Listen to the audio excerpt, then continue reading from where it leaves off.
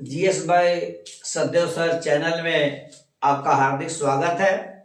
यदि सब्सक्राइब ना किए हैं तो कर दें ताकि आपकी बड़ी सफलता में मेरी अंशतः सहभागिता हो सके और मेरी सफलता में आपकी बहुत बड़ी भूमिका हो सके। तो आइए आज हमको पढ़ना है, हम किस्मत का ताला कैसे खोलें। इसके लिए हमने दो चार बिंदुओं का सिलेक्शन किया है। सबसे पहला है अर्थात बिंदु है या अर्थात यह कहा जाए कि सबसे पहली बात है मन को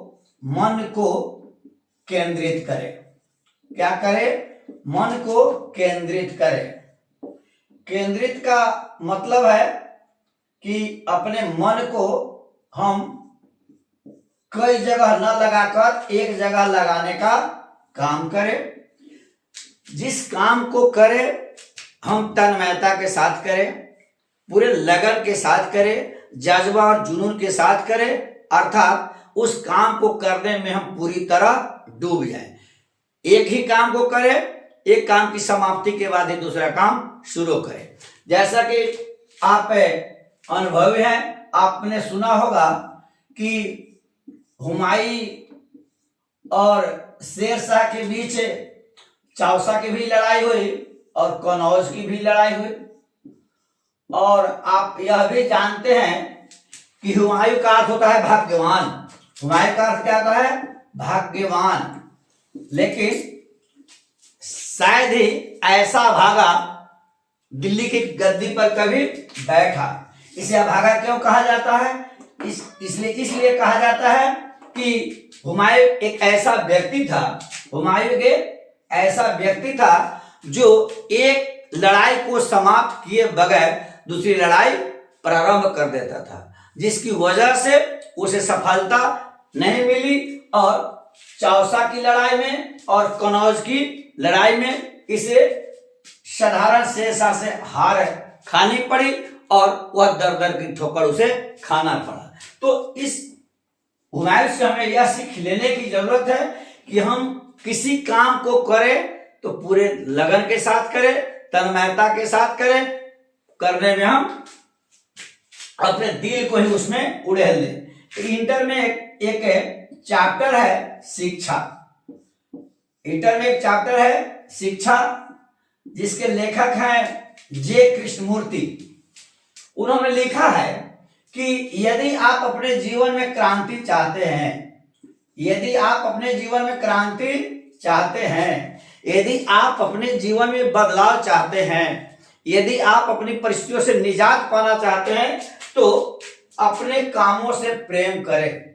जिस काम से हम प्रेम नहीं कर पाएंगे, स्वाभाविक है कि वह काम बेहतर नहीं हो पाएगा। वह उसमें जब तक मेरा मन नहीं लगेगा, स्वाभाविक है कि उसका परिणाम कभी बेहतर नहीं होगा। इसलिए उन्होंने कहा कि आप क्रांति चाहते हैं तो आप अपने कामों से प्रेम करें और तन्मयता के साथ करें।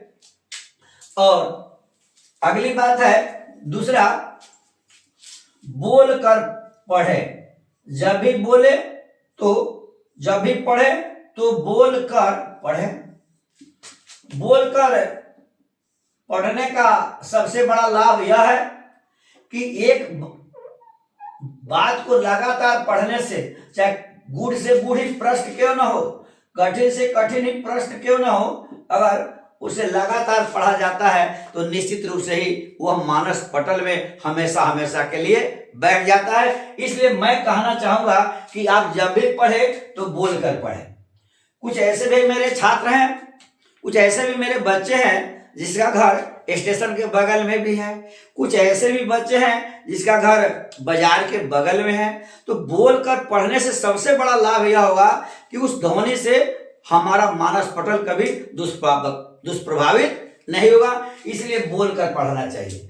और बोलकर पढ़ने से, जैसा मैं उदाहरण देना चाहूंगा, जैसे आप कभी पढ़े, पिछले क्लास में आपने पढ़ा होगा, आपके दोस्त कुछ लड़कियां भी रही होगी, लड़के भी रहे होंगे। अगर जिस लड़की को आपने आई लव यू बोला, अगर वह कभी नाराज नहीं हुई, वह मुस्कुरा कर ही रह गई, तो क्या वह बात आपके मानस पटल से कभी हटी क्या? नहीं हटी। वजह यह है कि वह उस बात को उस दिन भी आप खुश रहे, 2 दिन के बाद भी याद किए, 4 दिन के बाद भी याद किए और लगातार दिमाग में वह बात आती रही, इसलिए उस बात को हम लोग कभी आप भी नहीं भूल पाए। उस तरह का अगर कोई लड़का किसी को कहता है तो वह भी नहीं भूल पाता है। जैसे आप क्लास में है, कोई लड़की आपको अमरूद खिलाई, क्लास में कोई लड़की आम खिलाई, क्या उसको आप कभी भूल पाए क्या?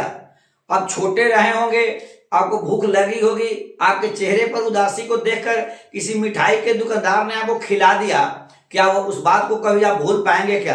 कभी नहीं भूल पाएंगे। इसलिए मैं चाहूंगा कि बोलकर पढ़े और बीच बीच में भी उसका चिंतन कर लिया करें। मुझे अपने जीवन की सच्ची घटना मैं बतला रहा हूं। मेरा लड़का 2008 में मैट्रिक की परीक्षा दिया, 10 में इंटर की परीक्षा दिया और उसके साथ जो मेरा लड़का जिस रूम में पढ़ता था, बगल में एक लड़की पढ़ती थी। रंजय जी वकील थे, उनकी लड़की का नाम डॉली था। तो मेरा लड़का बोलकर पढ़ता था लेकिन धीरे धीरे बोलता था, वो बहुत जोर जोर से बोलती थी। एक दिन मैं गया डेरा में, जो मेरा लड़का बोला कि वो डॉली जो है ना बहुत जोर जोर से बोलती है। तो मैं बोला बोलकर तो पढ़ना ही चाहिए, बोलकर पढ़ना ही चाहिए। लेकिन वह 2008 में मैट्रिक की, 2010 में आईएससी की, मेरा भी लड़का उसी तरह किया। लेकिन 2014 में वह ग्रेजुएशन की और वह जब कुछ दिनों के बाद रंजय जी से मेरी मुलाकात हुई तो मैं उसके बारे में पूछना चाहा कि डॉली की क्या स्थिति है, पढ़ती है कि नहीं। बात तो मेरे दिमाग में आती कि बहुत बोल बोल कर पढ़ रही थी, क्या वह सफल हुई कि नहीं, क्या कर रही है। मुझे यह उम्मीद नहीं थी कि इतना बड़ा सफलता हासिल की होगी। लेकिन जब रंजय जी से मुलाकात हुई तो रंजय जी यही बोले कि उसका तो बैंक में सिलेक्शन हो गया, वह पीओ हो गई। तो मैं आपसे यह कहना चाहूंगा कि बोलकर पढ़ने का लाभ यह हुआ कि मेरे लड़का का एमबीबीएस फाइनल नहीं हुआ कि उसकी लड़की का बैंक पीओ में हो गया। यह बोलकर पढ़ने का परिणाम। और इसलिए मैं कहना चाहूंगा कि आप जब भी पढ़ें बोलकर पढ़ें। बोलकर पढ़ने से बातें हमेशा मानस पटल में हमेशा के लिए बैठ जाती है। जय हिंद, जय भारत।